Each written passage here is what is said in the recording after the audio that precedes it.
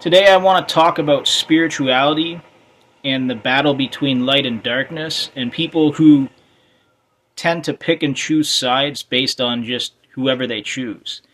I personally do not believe somebody who identifies as having a black heart is any more capable of treating any other person like shit than even myself, who doesn't identify as that. But they pick and choose who they choose to treat properly and who they choose to disrespect.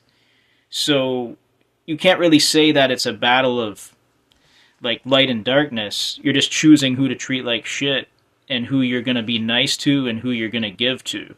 But you should just treat everybody the same unless you expect people to treat you the way you treat them, right?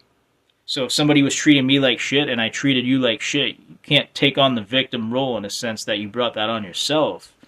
But what I'm going to say is when it comes to entity attachments and darkness and things like that, if you're willing to go down that dark path, you're the only person who can heal yourself. Even if you came to me one-on-one, I couldn't help you.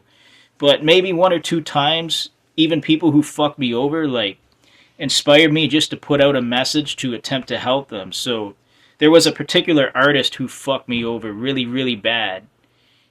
And even though this person fucked me over, I did an entire podcast about it. It was kind of inspired by them, and I said, don't quit music no matter who's hating on you. And if the whole world hates on you, persevere anyways and put out a new album.